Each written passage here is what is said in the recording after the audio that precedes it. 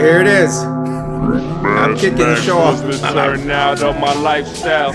Smoking green, blowing white clouds to build the blue skies. Conversating with the gods by my wildflower. Just let them know that it's the God's hour. This love's the never-ending saga. Gods by my wildflower. Just let them know that it's the God's hour. This love's the never-ending saga. Gods by my wildflower. Just let them know that it's the God's hour. This love's the never-ending saga. Gods by my wildflower. Just let them know that it's the God's hour. This love's the never-ending saga. Walk through the sands of times like Gara. On the other side of that gad is karma. You wet Prada, the devil like inside your box now. While the angels fly over my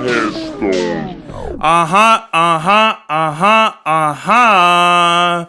We are back with another episode of the God's Hour podcast with your boy Big Serbs, back in the place to be. How was everyone's weekend? Everybody, did y'all have a good weekend? Did you not? Mother's Day just passed, and we have a very, very special guest in the building in Palace 81 Studios. So why fuck around? We'll get right into it. Who are you, sir? My name is Luis Carlos Perez, otherwise known as Louis Perez, father of... I'm definitely cutting that out. We don't actually. You gotta cut whatever you want. You cut this shit, I can stop right now and walk away. You can cut this shit right now if you want. All right, well, because it's just weird because I was gonna put like, this is King Louie. I kind of wanted them to figure it out because obviously we're gonna be talking about, your life and who exactly Louie is. King Louie? Yeah. Okay, I'll go with you. My name is King Louie. Choo-choo-choo. Okay, all right. Flames of fire in the air. Fuck yeah. Because we're the Boulevard Knights, aren't we, Pop? The Boulevard Knights are in Whittier. Oh, are they? Yes. Why is that? Because it's Boulevard Knights. Whittier Boulevard, East LA. Oh, is that what it is? Is that where the movie came from? Where, like, the movie idea was from? Yes. Oh, okay. I didn't know. And a lot of the other viewers don't know, you see, because my audience is anywhere from around the mid-20s to the mid-30s. So that means you already missed when was Boulevard Nights? Like, when did it come out?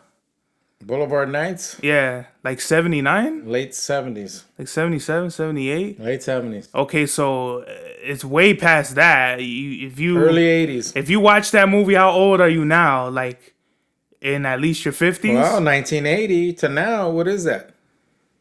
42. 42. So, 42. Yeah. Okay, so Boulevard Nights was a movie that came out in the late 70s. It was about, like, Chicanos that rode around in their fucking cars, right? That was what it was?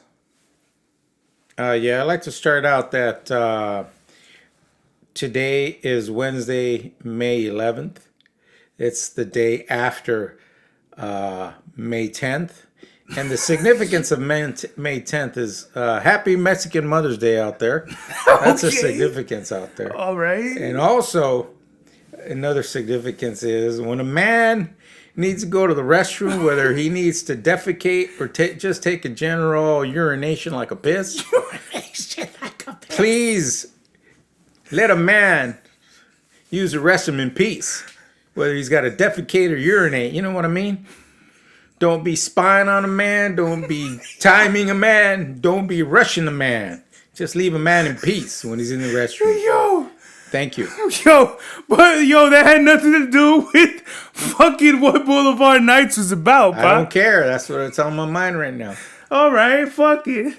So, Boulevard Nights.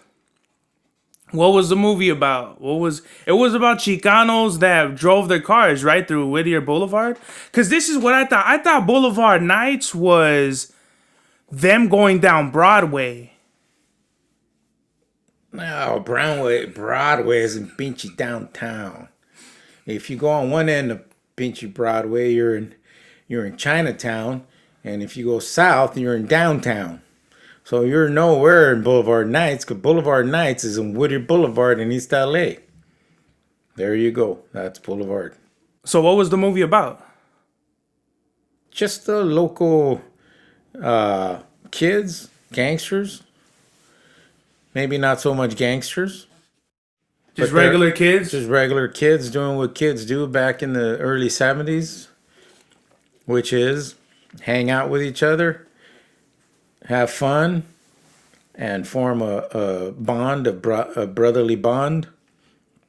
Because what makes you brothers is the neighborhood you're from, and not so much a gang member, but just that's where you grew up. Whether you become a gang member or not, that's just your street, your town, and the people around you who grew up with you. Those become your best friends. Best friends so much so that they become like your brothers.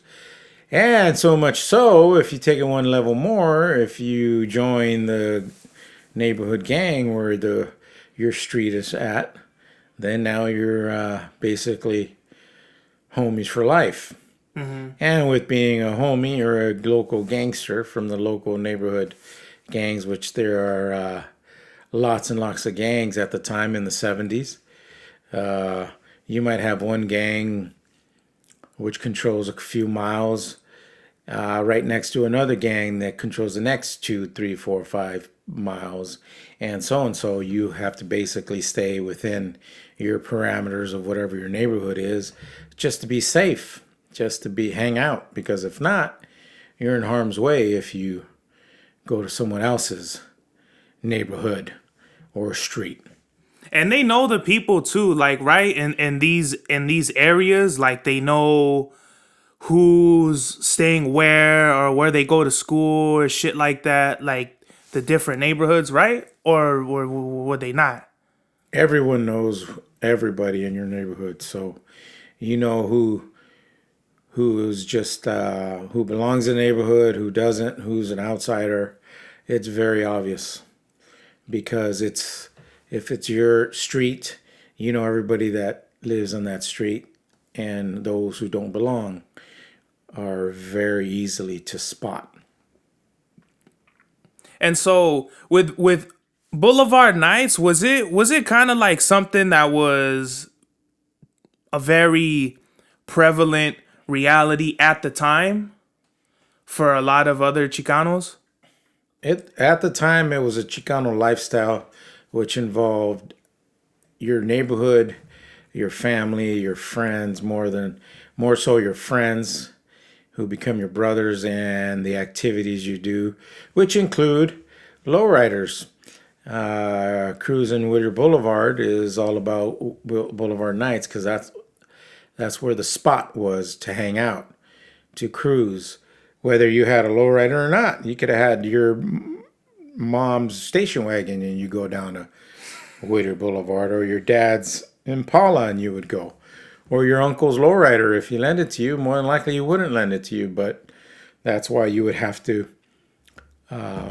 acquire or buy your own lowrider, or guess what people did in the neighborhood, they bought old beat up cars and they built them fixed them up. And people, guess what, if you didn't know how to replace an engine, now you're learning how to replace the engine and transmission, because you don't have any money to pay somebody to do it. So now you guess what? You do it yourself. So now you get mechanical skills because you got to do it yourself.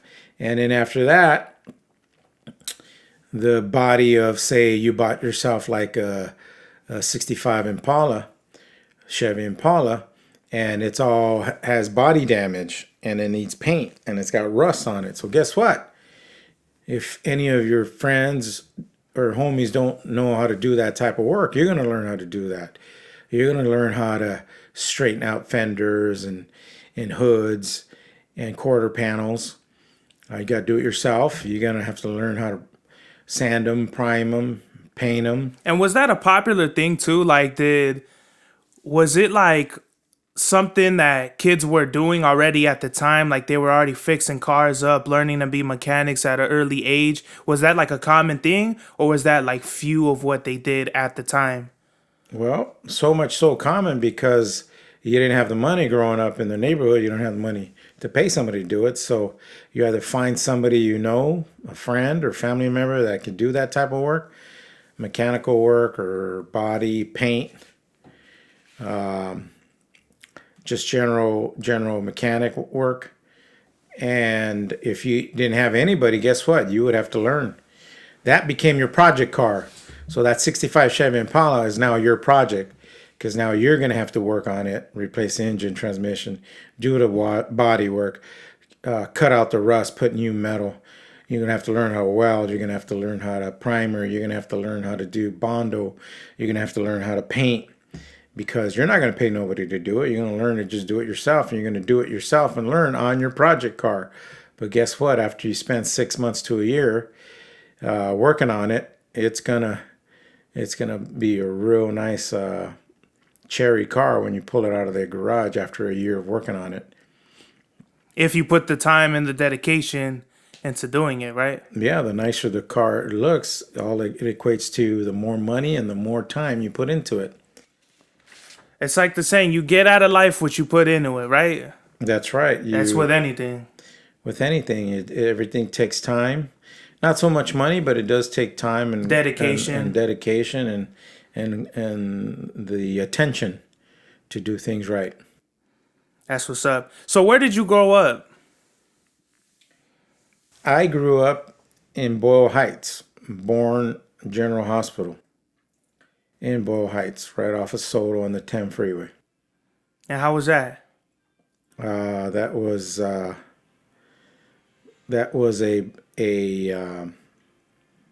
marvelous, wonderful experience. Was it? Yes. So, what was Boyle Heights like? Not so much wonderful or marvelous. So that's the part I want to get to. At the time, kind of like just tell us what Boyle Heights, what the climate was, like what was going on at the time. Because we're talking, like just pick an age and what was going on. Well, I could tell you when I was like maybe 5, 6 years old, living there in Boyle Heights. My uncle was part of the local neighborhood gang, which controlled the area.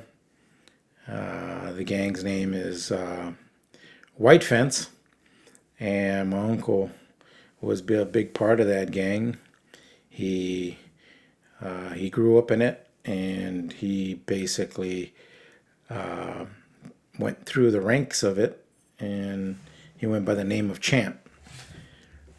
And what it was is basically back then in the 70s is turf wars, neighborhoods against neighborhoods, gangs against gangs. And it wasn't really good. It wasn't really a good experience, especially as a kid, because you have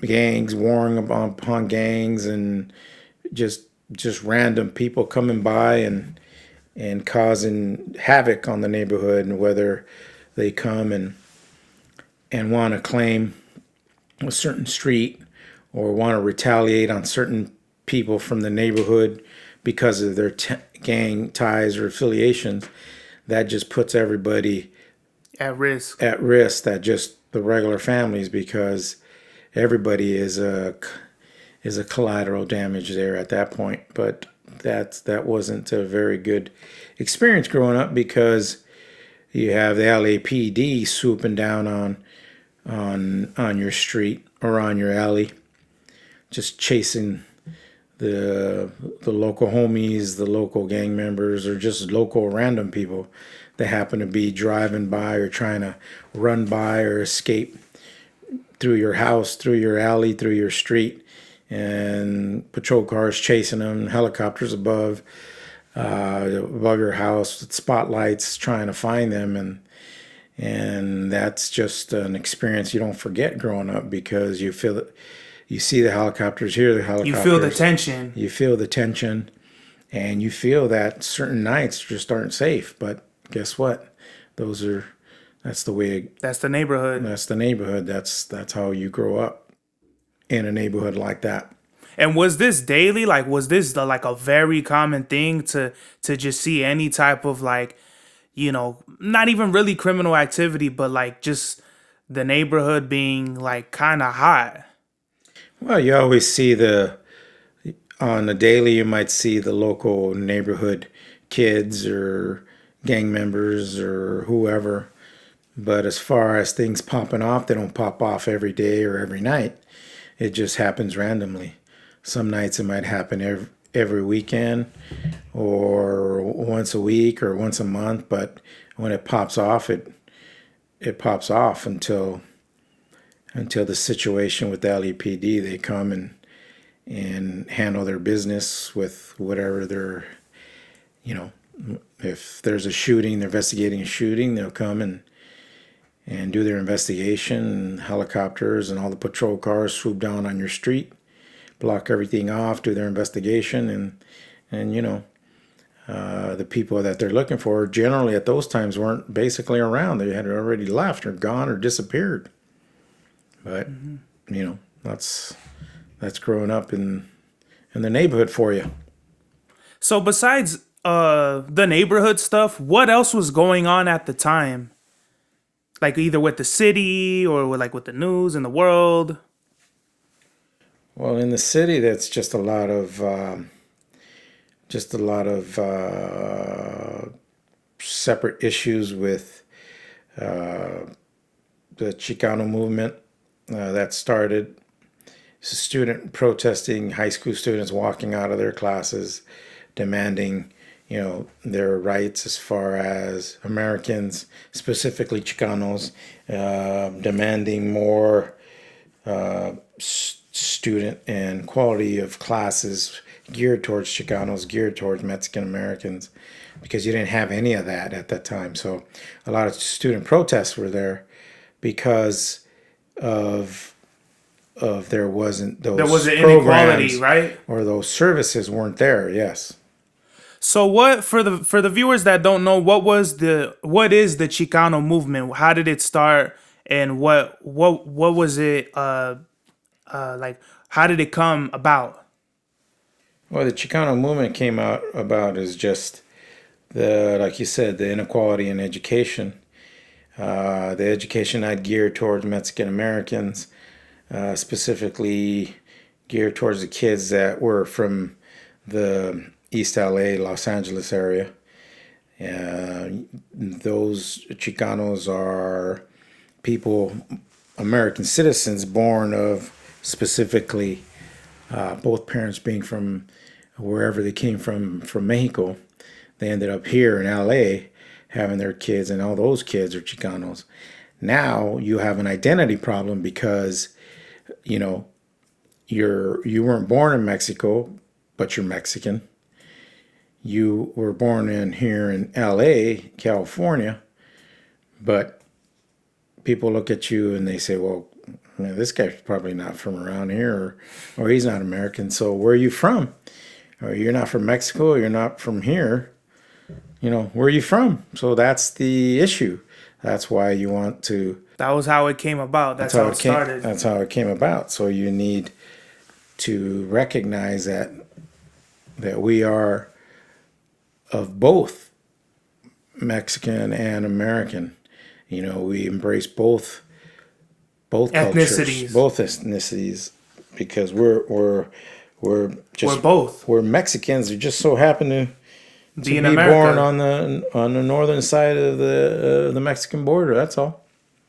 And a lot of people don't know that this was actually like Mexico before. I don't know if it was Montezuma or whatever he sold us out to the Spaniards. Mexico was like a huge country that was most of California, I think Nevada, something like that, or Arizona. I'm not very good with the other states. I think it was a little bit of Texas too, like maybe just like the most southern part of Texas. But that's why I think it's funny that we kind of have this movement of Chicanos that are from that. It came out of California, but if you look on the map, it was always Mexico from like the beginning of time or whenever, we stayed here. So I think it's kind of ironic, don't you think, that the movement came about? But the movement came about because, we obviously set up borders, the US, they pushed Mexico down more southern and made it more like in a certain area. So did you really identify with being like a Chicano and kind of like embodying the movement, or was you kind of just like living your own life per se? Well, at the time, I was just living my own life as a kid. These were, I was like I told you, I was 6 years old at the time, and these student protests were happening in high school. So these people were a lot older than me, and but what they fought for still stands today. Those Chicano studies, those ethnic studies, they were incorporated into the classroom curriculum today, especially in those areas, because of the student protests, because of the student walkouts, because of the Chicano movement, and because of a lot of people lost their lives too, in that tension and basically movement. That's crazy. Yeah, because, there's no real documentation. We have like all these slavery movies. We have fucking like the Martin Luther King movies, the movie with Ali. There's like only like one movie, right, that's like covers that exact movement when the Chicano movement was born. And wasn't that like, I forgot what the movie's name is, like Walkout or something like that? No, I don't know. I don't know about no movies, but there's actually a park, the Reuben Salazar Park, which is on Whittier Boulevard, just east of Indiana in East LA. And for those of you who don't know who Reuben Salazar was in the early 70s, he was a LA Times reporter who was documenting the student walkout, the student protest, the Chicano movement. And he was stirring up a lot of issues. He was bringing up, not he was stirring up, but he was Bringing about change. Bringing about what was going on. He was documenting the truth as far as how the LAPD was treating these people, meaning Chicanos, meaning young people, meaning high schoolers, meaning the future generation of this country at the time. And just because they so happen to be Mexican American, Chicano, he was actually reporting on the injustices. And this Reuben Salazar Park was a tribute to him as a reporter speaking the truth in his articles. And it just so happens during the Chicano movement and the protests on somewhere nearby that park off of Whittier Boulevard in the 70s, he was basically singled out. He was having lunch in a restaurant nearby Whittier Boulevard, and the LAPD came by and there was being somehow he was shot by an LAPD officer and killed. So whether it was, I don't think he was assassinated, but he basically was. He was wrongfully murdered. He was killed, and because of that, he was honored by having that park named after him right there in East LA, right on Whittier Boulevard, and the park is still there, Whittier Boulevard in Indiana. Hey, so.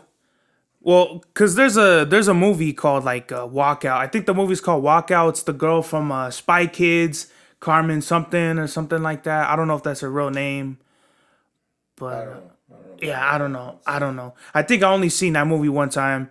Sabrina seen the movie. I'm pretty sure she would know more than me. But what did you like doing as a kid? What did I like doing as a kid? Yeah. Just regular stuff, riding my bicycle. Well, you gotta remember when you was a kid, ain't none of this shit was around. Like these kids nowadays are born with an iPad, with the fucking TV, with the seat warmers and all that in the cars already. No, what it is, being a kid back then was just having imagination, being creative, and just being outside most of the day. And outside meaning riding your bicycle, your skateboard, or just with a bag of marbles and playing marbles on the dirt. You pick any dirt patch in the back of your yard, side of your house, in front of your house, wherever, at the park, at the school, you play marbles. You know, it's just a bag of marbles on that, and it's fun. It's fun playing marbles. Hopscotch. Play hopscotch at school. Tetherball at school. Tag, handball. You know, if you go to the park, you have a ball. If you're lucky enough to have a basketball or something, you play basketball. Did you ever do kickball? Kickball, yeah. Always. I love kickball. Yeah, me too. Because I used to kick the ball pretty far. That was a kickball. Kick that freaking ball as hard as I can and launch it. Over the hills and over the mountains. Yep. See the mountains over there? What does he say in Napoleon Dynamite? He's like, how much you want to bet I could throw a football over them mountains? That's right. Over the City Terrace Mountains. So what were some things when you were a kid that you didn't like, or maybe that you noticed and kind of like was kind of concerning? Well, like the concerning part was just the local neighborhood gang members that you would see as a kid. They would be in school, because even some of your friends in school you would easily recognize them as gang members, because just by the way they dress, they talk, who they associated with. So it started in elementary school. And these kids were already starting off because of their older brothers who are already in the local gang. And this area would be, like I told you, white fence. But then again, if you just go a few miles away, if there are other gangs, because it was just a gang turf war at the time, because you go a few miles one way, you could go 2-3 miles in either direction, and you're in a different gang territory. So now you're in different, you're not safe because you're in a different neighborhood, because a different gang controls it and runs it. And what it is that it's a generational. The sad reality and truth about the gang life is that it swallows up and eats up families, entire generations of families. And I'm talking about, it could be kids that are in, like I was in elementary school, and he could have a brother that's in junior high school who's in the gang, the local gang. And he could have another brother that's in high school that's in that gang. And then the uncles and the father and their grandfather was in the gang. So guess what? It started out from the grandfathers and all the way down to the youngest generation. And sometimes it's such a vicious cycle that these people can't get out of that vicious gang cycle that basically swallows them up, because they either end up doing the wrong things and they get in too deep. They get prison terms that are really pretty long, or life prison terms, or they end up going from jail to jail, prison to prison. By the time they realize and snap out, what am I doing? They're already 45 years old and trying to change their life. But you could change your life at any moment, at any moment's time. So were women kind of like in the gangs heavy as well? Not so much back then.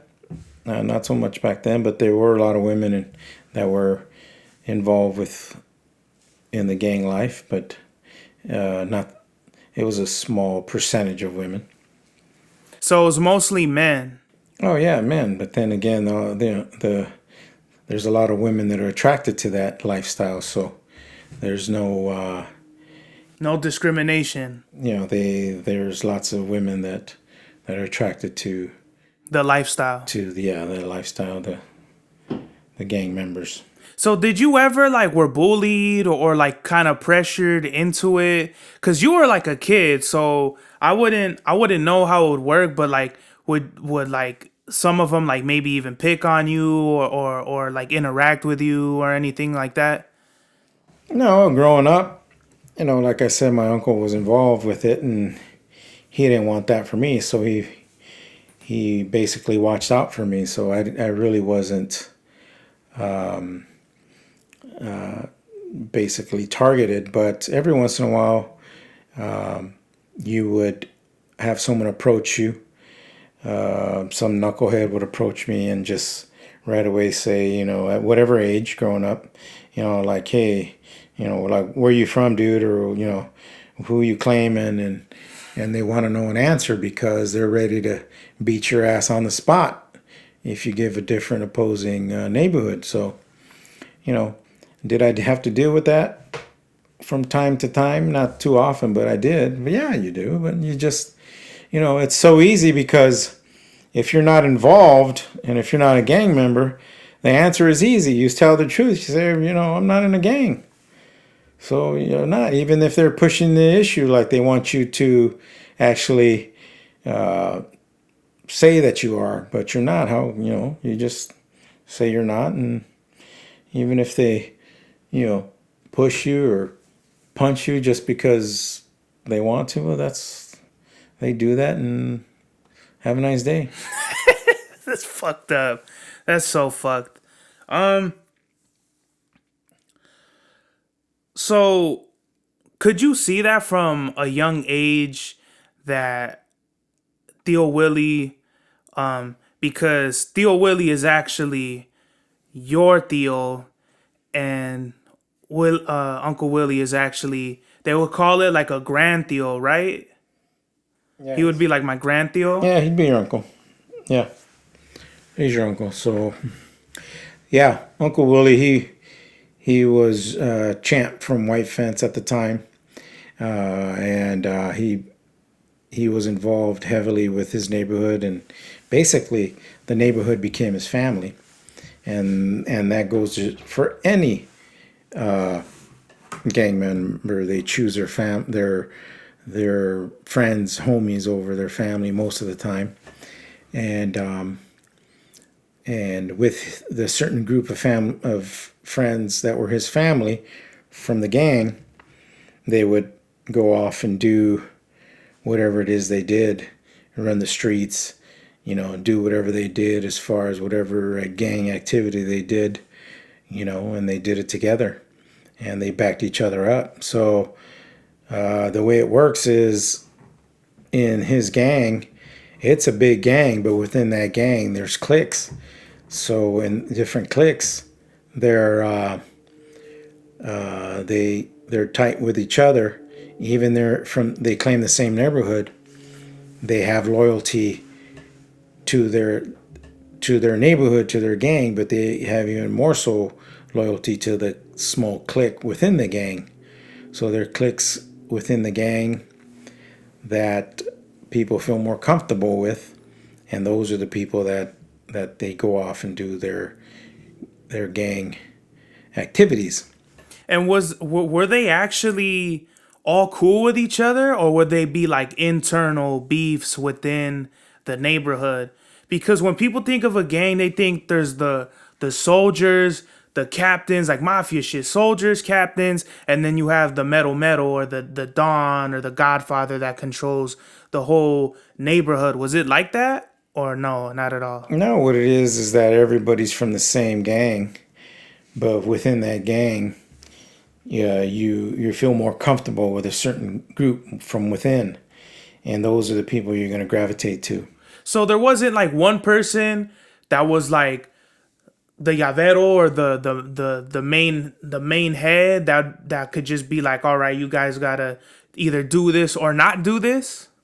No, what it is just everybody came together, and everybody knew what was happening happening at the time. Like, say, for example, they had an issue with a different separate gang, say like the Tercera or Maravilla or whoever it may be.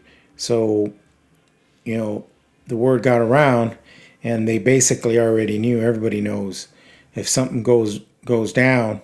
For the most part, everybody knows, and at that point, it's just a conversation of what needs to happen, and that general conversation is what was decided as far as a response or retaliation or basically what needs to be done to solve the situation or the problem. And do you think at the time it was like always violence? Like, all right, it's like a meeting, and they're like, yeah, we need to handle this. So either they ride out that night and they ride on the rivals, or do you think it was always like, I know a person from their neighborhood, let's get a dialogue going and maybe like squash it out? Or do you think it was just always like, fuck it, we're gonna just No, because the reality of it within a gang, you always have knuckleheads that fuck are it up? just that they're just go off on a tangent, and they're just like wild, and they're going. You can't They don't control. care. You can't control a person that doesn't care. Or they're going to do what they want. So that person decides to do whatever they do to retaliate. Then that's what happens. All right, so before we were rudely interrupted, we were talking about the barrio and all of its kind of trappings and like injustices that were going on. Did you see any sort of like police corruption back in the day? Police corruption? No, not at my level.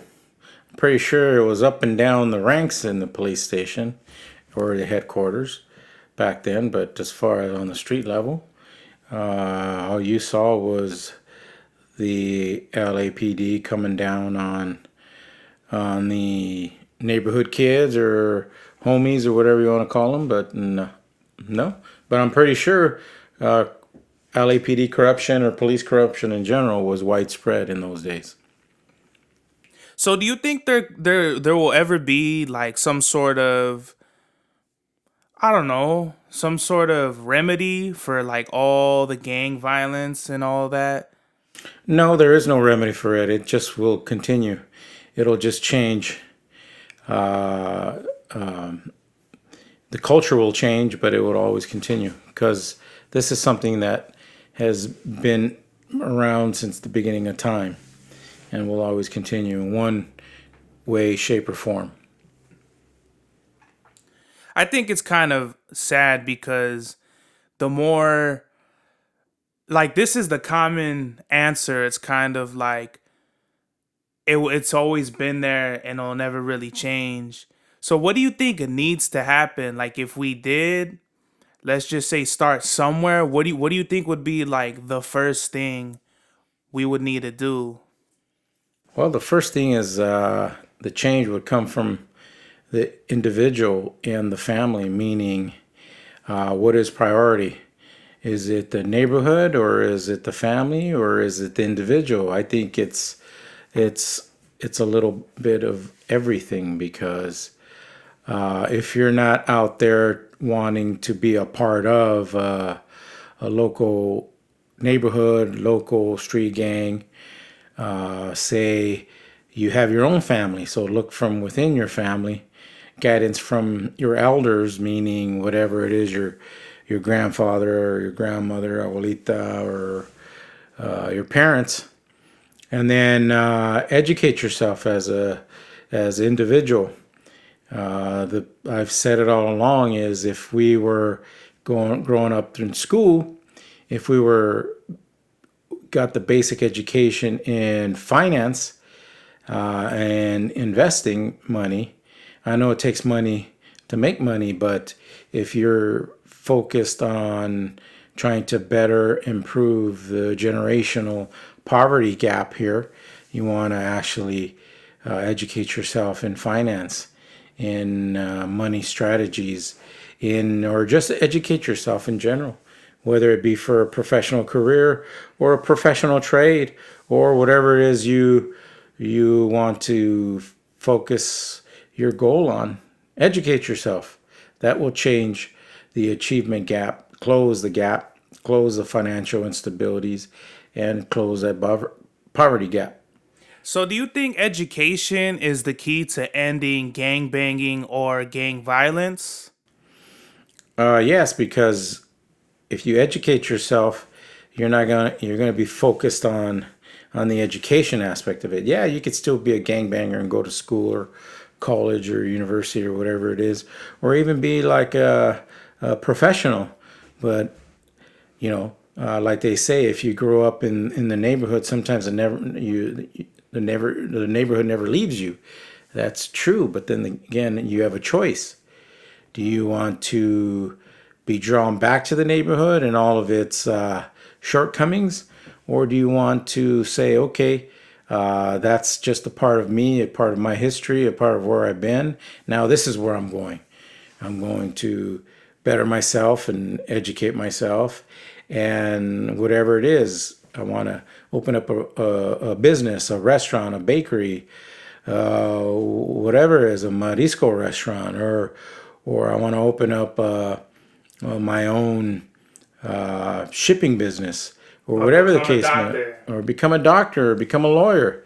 There it is. That does it all right there. That changes your life. That changes your circumstances. That changes your future generations, also futures as well. And I completely agree with you because I feel like without the knowing, without the information of just like minor things, just like this is bad to do that because of this, or this is good because of this, and you're not doing that. Like, I feel like a lot of like the gang banging and the violence in the neighborhood is because of just like plain ignorance. Either like some gang members just are taught that this is the barrio, this is the way it is, and these are our enemies. So that's their education. That's all they know. And it's like a mix of that and boredom, in my opinion, as to how like gang violence continues. Do you agree with that, or do you feel like it's also like other things as well? Well, there's a lot of factors in life, just like in anything. But the thing is that if you maintain that lifestyle and you emphasize that, You enable it. you emphasize that lifestyle, you enable yourself to be drawn and get deeper into that lifestyle, and those around you too. Because remember, you also, you basically are around others, and if you set that example for others, others are going to follow you. So if you stay within the neighborhood, you have no idea who you affect, whether positively or negatively. And, if we're talking about the neighborhood, some people never leave it. And some people have a hard time. And the neighborhood swallows you up. And sometimes, you might be a middle-aged man. You've been in the neighborhood your whole life. And all of a sudden you get a clear mind and say, what am I doing? What have I been doing for the last 45 years? Man, I need to change my life. It's never too late. But, some people, it doesn't hit them. It doesn't hit them. And some people, it never hits them. There you go. So do you feel like, and I completely agree with you right there. It's like, do you feel like the education at that time was kind of what pushed people to be a part of that lifestyle, or do you feel like it's just a choice of your own? No, I think it's a personal choice, because if you want, no matter what what year you or what generation you grew up in, whether it be the 70s, 60s, 80s, 90s, or 2000s, or the 60s, 50s, 40s, 30s, whatever. There was always schooling. There was always an opportunity to educate yourself. There was always opportunity to learn a good trade. But, as people in the neighborhood do, you start hanging out and it becomes your environment. It's within that environment that draws you to the neighborhood and the neighborhood gang. And if you wanted to, the opportunities are there to do good, and the opportunities are always there to do bad. So a lot of people go to what's easiest in life, and the easiest thing to do in life is just party, have a good time, and and waste time, because now you're not preparing and planning for your future. Now you're just living for today. And when you only live for today and not prepare yourself for the future, all the todays you wasted, before you know it, you're that 45-year-old man thinking, my God, I didn't educate myself. I can't get a good paying job. I'm struggling all the time. I'm tired of fighting and struggling, getting shot at for peanuts, and as far as getting shot at, well, it's inevitable if people are looking for you and to bring you down, or vice versa. That's going to happen. That's the life you're drawn to. So how was your education? How was your educational experience growing up? Well, my educational experience is just the regular public school education. Going to elementary, junior high, high school. After that, college, and I actually took it upon myself to. My biggest goal in life was to be the first in my family to go to university and get a bachelor's degree, which I did. It wasn't easy. It was really difficult, and I did it. I was able to do it. It took me a long time because I had to stop and start school many, many times, because life happens, and when life happens, you have to stop, take care of business, and it might be 1 year later or 5 years later, or sometimes even 8 years later, but you always go back and finish what you started. So that's why I took it upon myself to put that goal and educate myself with a bachelor's degree from Cal State LA. So, I did it for myself, not for anyone else. And do you feel like, because we're like in changing times where it's like now, like before, whereas getting a bachelor's, like what you're talking about, you wanted to be the first person in the family to get a bachelor's degree. Now that's not really the focus. Now what's more valuable is either getting a trade or entrepreneurial businesses and things of that nature. Fuck. What was I gonna say? Well, now today, a bachelor's is kind of like a high school diploma. High school diploma. Now right. you need a master's, or now you need a PhD. So guess what? Before, a bachelor's was sufficient. Now a bachelor's is okay. Well, Entry level. now you need a master's, or now you want to start your own business, or now you want to become a professional. By professional meaning some sort of professional career, like a lawyer, doctor, or even not that so much so, but having a professional career or a professional trade. There's nothing wrong with being a mechanic or an electrician, by no stretch of the word. Do you think going through all that schooling, do you think it all helped you in the real world?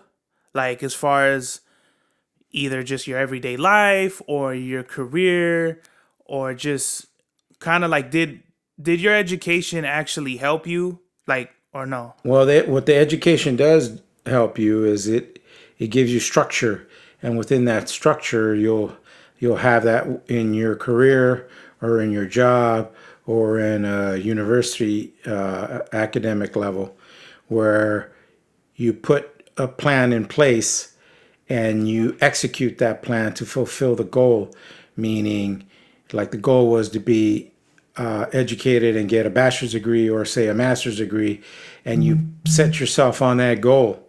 And what happens is a lot of people don't make it. A lot of people quit. So what that there does, it challenges you. It gives you that fortitude and that perseverance to finish what you started.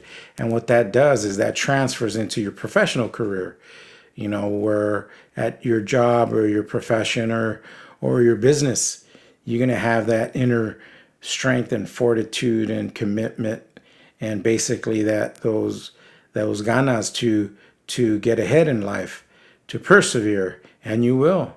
That's what an education does. Just because you have a bachelor's degree and pick a subject or pick it, whatever subject, just because you have a bachelor's or a master's doesn't mean companies or professions are going to open the door for you and say, oh, here you go, I got this perfect job for you. It doesn't work that way. You got to make those doors open with your own ganas and fortitude and perseverance. Right, because a degree doesn't, like a bachelor's degree doesn't tell companies or employers that, oh, this is the guy for the job. It just means, oh, this guy went through all the necessary steps it took to get this degree, which includes that structure and, yada, yada, yada. So it just kind of really does, in my opinion, it kind of really does help you in separating yourself from everybody who didn't get that. Like it's kind of like a medal or something like that. Well, what it is a bachelor's degree or even a master's degree for that matter. It tells a prospective employer that you do set your sights on a goal and you will accomplish it. Does that separate you from everyone else? Yes, because it's not easy. It's not easy to get a bachelor's or much less a master's. But then it's on you to bring, what else are you bringing to the table? Okay, you're educated. Now, do you have work experience? Are you dependable? Are you, a go-getter? Are you going to want to, take it to the next level? Like, whatever the entry-level position is, you want to, go further than that. Do you want to advance? So those are things that makes you stand out, makes you, even if you use it in your own business, that's going to make you succeed. And then succeed doesn't mean, now you have all these multi-million dollars in the bank. What it is that success is, or do you have time available to do the things that you enjoy in life? To me, that's what success is it's not so much how much money you have in the bank. It's like, are you happy? Are you doing the things that make you happy? That's what success is to me. That's awesome. So, how was life like in LA versus, because where did you stay at? Like where did you grow up? And what different areas? Well, started out in Boyle Heights, right there on 6th Street in Euclid, right there, Boyle Heights, LA. Lived there till about the 3rd grade, and the neighborhood got so hot.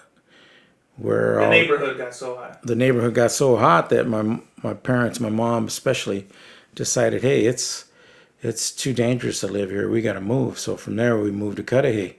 Just to stop you real quick, did my grandma go through anything like herself, like personally? Like, did anybody say anything to her or? No, not that I know of, but all I know is she saw the neighborhood On fire. The neighborhood gangsters and all the people growing up in the area there, with the constant police raids. We had to get out because inevitably, we would be in harm's way. So we had to leave. So we left. We left to the city of Cudahy. And in Cudahy, there was also neighborhoods and gangs there. So it was there, but not so much so, because it was a lot more prevalent in Boyle Heights area at the time. But there was gangs in Cudahy too. Lots of them too. So compared to LA, was Cudahy like barely? Were the gangs always there, or was it kind of like just bubbling, like compared to in Boyle Heights? No, the gangs were always there. Oh, okay. Everywhere in LA. Some areas more so than others, but the gangs were always there. So how was life like in Cudahy compared to LA? Well, it was actually better because growing up, there was less gang activity, although it was there, but it was less. So because of it being less, you could do normal kid stuff. Ride your skateboard, bicycle, play kickball, baseball in front of your house, on the side of your house, in the park, and so from that aspect, just having the freedom to be a kid was a lot safer in Cudahy versus Boyle Heights at the time. And then you moved again. Yeah, and at the time I'm talking about in the 70s, mid to late 70s. Mm-hmm. And then after that, in the early 80s, we moved to West Covina. And West Covina, now that was a totally different change, because when we moved to West Covina, especially in high school, I'd never seen so many white people in my entire life. So I thought I went to a different planet, because now everything flipped on me. Now I was the one that was like, I could count on both hands the number of Mexicans that were there, and even the Mexicans that were there looked Mexicans. They didn't act like if they were Mexican. They would act like if they were white, because majority it was white. Dude, my name's Josie. The thing is that was the change, and that was the drastic change for me, because one, I never seen so many white people in my life. Two, the people with the Latino last names, you could see their last name when they call their name in roll call, but then the way they spoke, the way they acted, they're white. So I was like, wow, these guys are white. So that was my culture shock.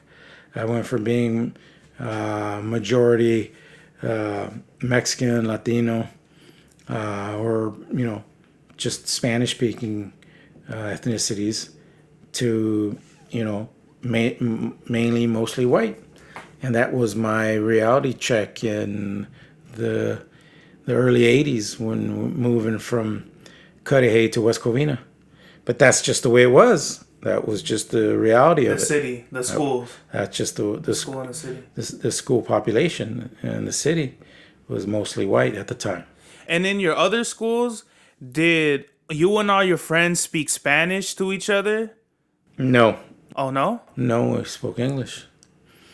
Even though we all knew Spanish, we didn't communicate in Spanish. We always communicated in English, because that's just the way it was. Maybe we all spoke Spanish at home, but growing up in school, we spoke English, no matter what school you were at. Oh, okay. So tell me more about your high school experience in West Covina. What were some of the major things that were different that you saw, besides the fact that there were predominantly white Caucasian students and staff as well? And the staff, yeah.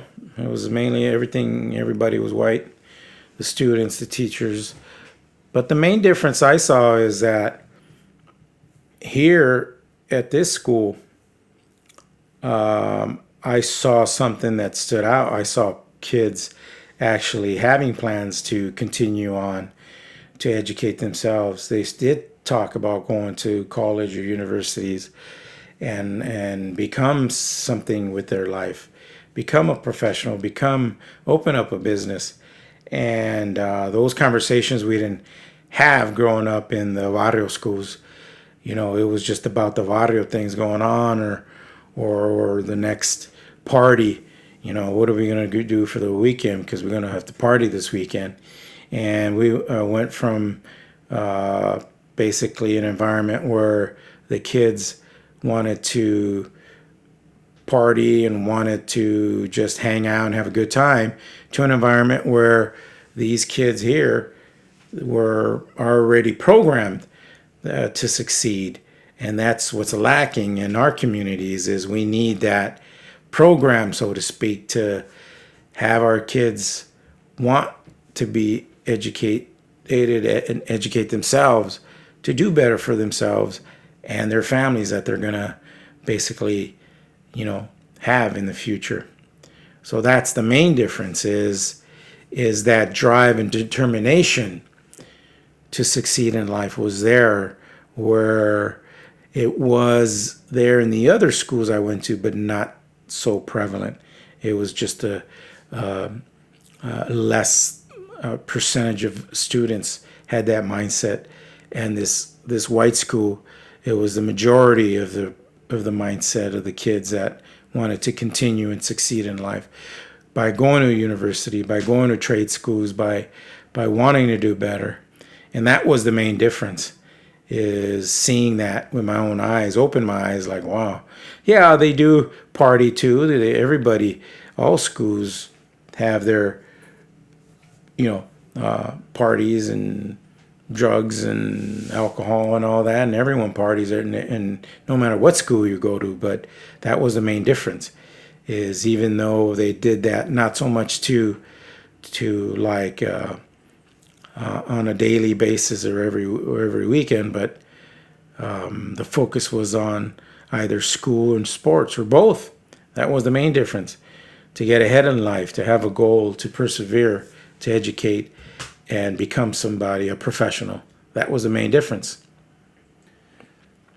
So do you think that that's one of the main things that kids are missing today, is like a certain type of programming to succeed, to become something beyond what they're just used to, or what their parents were? Yeah, that's what it is. It's you need somebody's guidance or a mentor to tell you the reality, show you basically, not that they're going to show you the way, because there is no one way, but at least give you some good advice, good real life advice, where they're going to tell you, hey, if you go up this road, you're gonna crash and burn, but if you do this, you have different options available to you to succeed. Meaning, first through education, secondly through being able to have a career to afford, the things in life, just basic necessities, a good home, a good reliable car that gives you good transportation, A good source of income. good source of income. Because if you do just minimum wage jobs, you could have have three minimum wage jobs, go from one to the other to the next, and you're still not going to make it. That's really, really frustrating in life. And a lot of people are in that rut, or that rat race that I call, because that rat race, and you're always in it. You can never get ahead. That's why it's called the rat race, because it's just like a hamster. You're running on that wheel. You never get ahead. You're always in the same spot, spinning your wheels. So you said you were partying, or that like kids like to party and stuff like that. When, for the listeners who don't know, you used to be a DJ. Yes, I was a DJ back in high school, and me and two friends, and we started up a little DJ, and we would do little house parties, and we did that for about a year and a half, and it was fun. You get to DJ and had a good time. Spin those records, and but the thing is that it didn't last long, because you go into different neighborhoods, and you have to watch out for your safety, and sometimes people want to take your stuff, or you didn't know these people and now you put yourself in harm's way. So, the thing is that once it's not fun anymore, you just have to basically watch out for your own safety and and and just continue on to something else. Something a little bit more safe. Yeah, not that I'm saying being a DJ is dangerous, but That's what it was. it's not. It's just where you're at, your environment, And the thing is that you don't want to put yourself in harm's way, or you work so hard for the little things you have, you don't want no one taking them. So forget it, And were you like who are two DJs? Like, were you like Cool G Rap and DJ Polo? Like, was it you and your homie? Did you have like a group or something? No. It was just a DJ with two high school friends. It was a goofy name. What? It was Exquisite Force. Oh, that was you and your homie? Yeah, it was me and two high school buddies. But at the time too, remember, there was a lot of music back in those days, was a lot of disco, and the reason it was a lot of disco because that's what mainly all the girls like. So guess what? Just to be around all the girls and stuff like that, you play what they like. So that's what you played, disco at the time. So what kind of records? What kind of popular records did you play that got like, the girls going and shit like that? Oh, just anything disco in those days. It was, I forgot the groups, but it was Look Out Weekend, cause here I yeah, go. that and all the other ones. Dun, dun, dun, dun, dun, Yeah. dun, dun, dun. Exactly. That's right. Did you ever play the Miracles? Cause I know on that Miracles album I was showing you, they have like a one disco, like they have side A, the LP, it's like a disco. The other side is like more of a R&B. No, back in my day, there was no R&B or no nothing. It was all disco in my days. It was either disco or rock and roll. But the only time you go to rock and roll is you go to the headbangers parties. Headbanger ball? Yeah, the headbanger parties. And that's all they would play. But for the most part, if you wanted to hang out with all the girls, you would have to play disco because that's what they liked back in those days. So what were you don't remember like the popular records, the popular disco records? The disco records? Yeah. Well, it was just actually Diana Ross? There were so many of them. No, she's not disco. Who was I playing? It would be, I don't know, like Lisa and the Cult Jam. It would be different.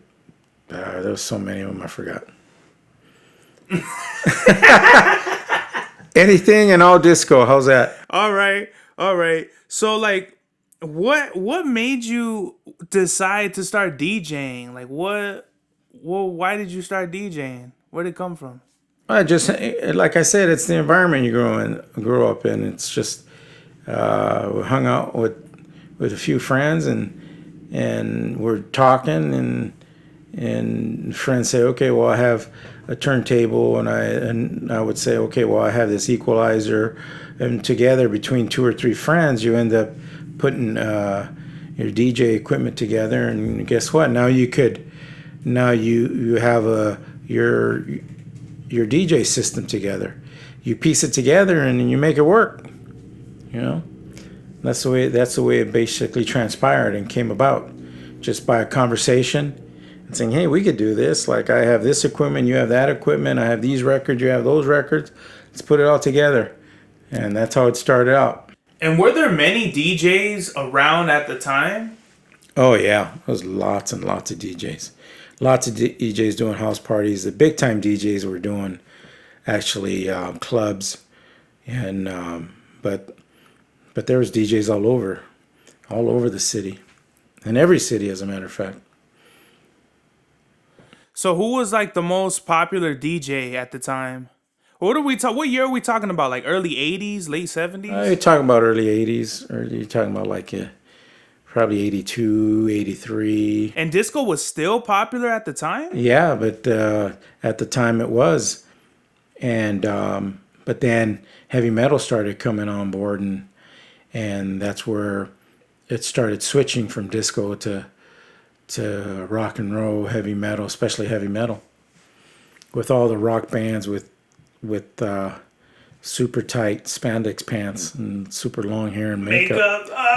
So that's where it switched. It went from basically disco to rock and roll bands wearing super tight spandex pants, super long hair and makeup, and it did switch. And basically, that's what killed disco. Heavy metal? I thought rap killed disco. No, it was actually heavy metal. Wow, that's interesting. Yep. So there wasn't like no popular DJ either from the neighborhood or like on the radio or something like fucking, you know, DJ. What's his name? Oh, they're gonna kill me for this. Oh, I forgot his name. Like Cool Mo D or something like that. Well, everybody knows Huggy Boy. Huggy Boy was on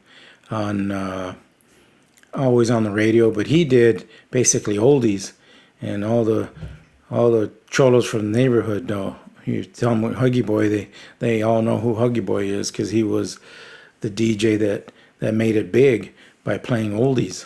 Oh, so was he pre what's his name? Art LeBeau?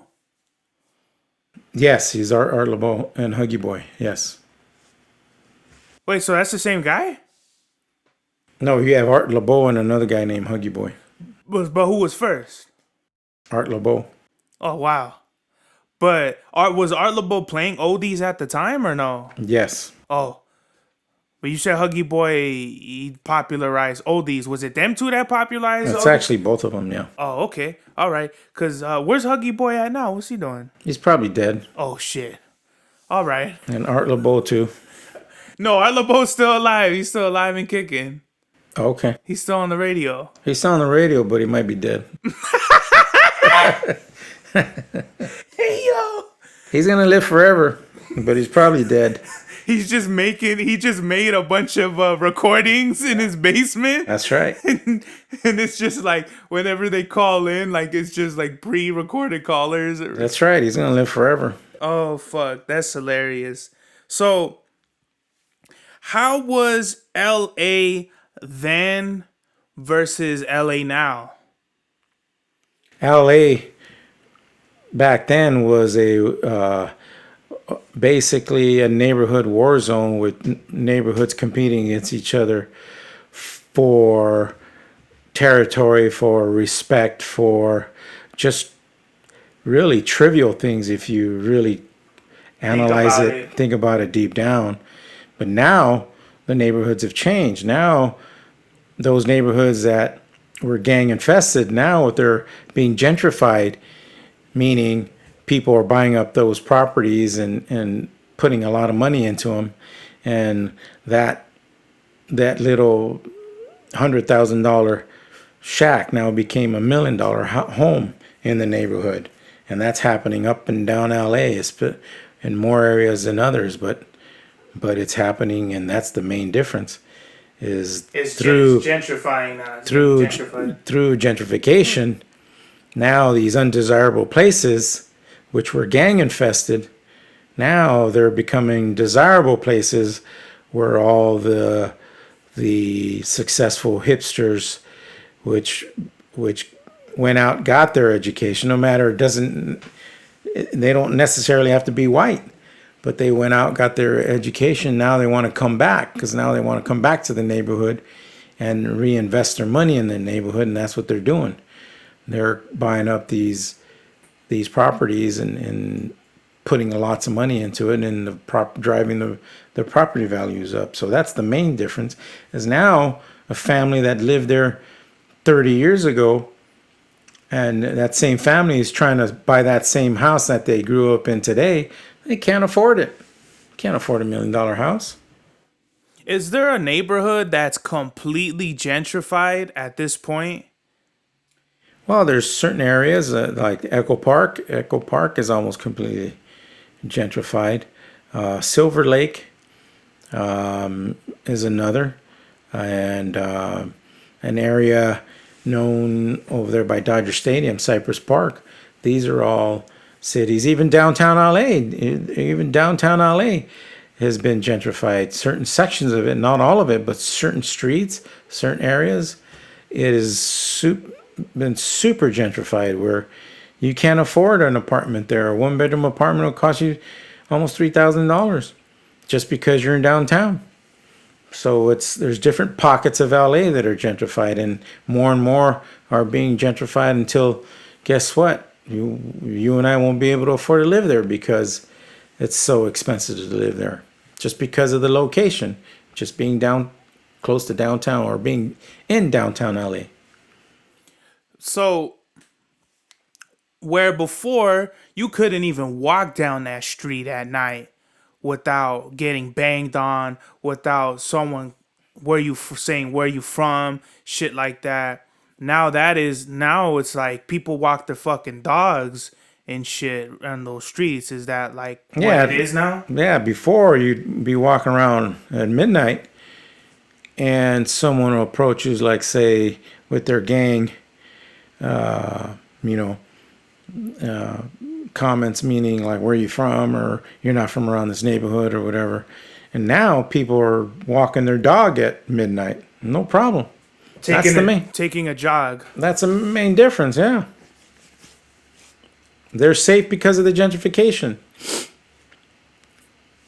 Now, where you were growing up in Boyle Heights, is that the same thing now? Is it gentrified, your area specifically, or no? No, my area, 6th Street in Euclid, it hasn't been gentrified, but the homes there have appreciated in value, and but there hasn't been any gentrification in that area where I grew up at.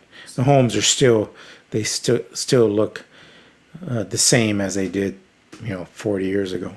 So is it still the same, like the politics in the streets as well? Do you think it's the same where like as you were growing up, or do you think things have calmed down a lot since then? Oh no, things have calmed down a lot since then. So now it's not rampant where you see it all over the place. Now it's like it's changed.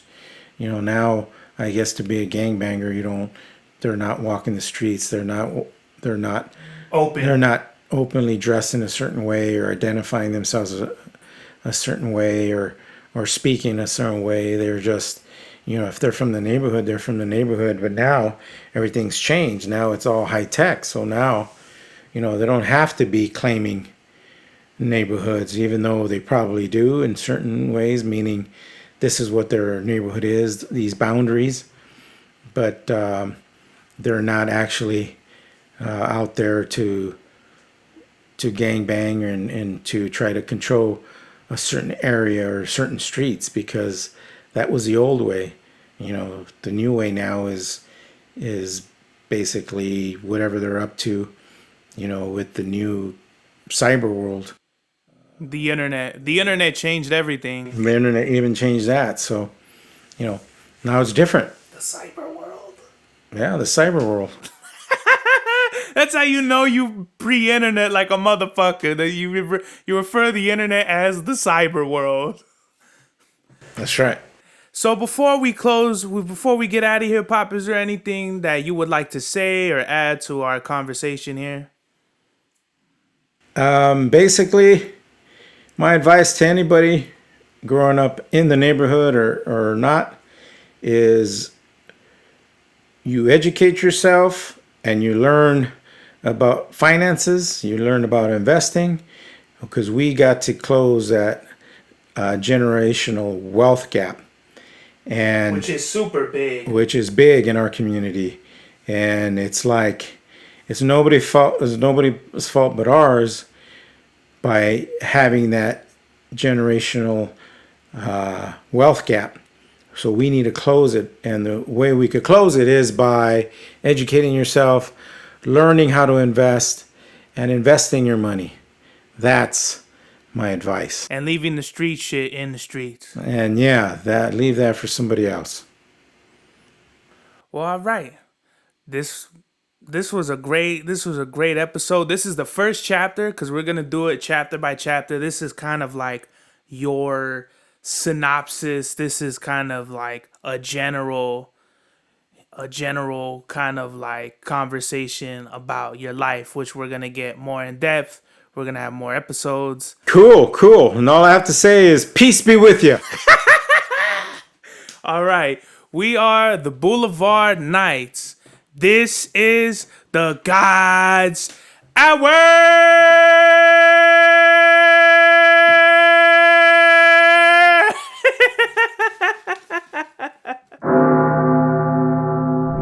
Mad Max was the turnout of my lifestyle. Smoking green, blowing white clouds to build the blue skies. Conversating with the gods by my wildflower to let them know that it's the God's hour. This love's the never-ending saga. Gods by my wildflower to let them know that it's the God's hour. This love's the never-ending saga. Gods by my wildflower to let them know that it's the God's hour. This love's the never-ending saga. Gods by my wildflower to let them know that it's the God's hour. This love's the never-ending saga. Walk through the sands of times like Gara. On the other side of that gad is karma. He wet Prada, the devil like inside your box now. While the angels fly over my headstone.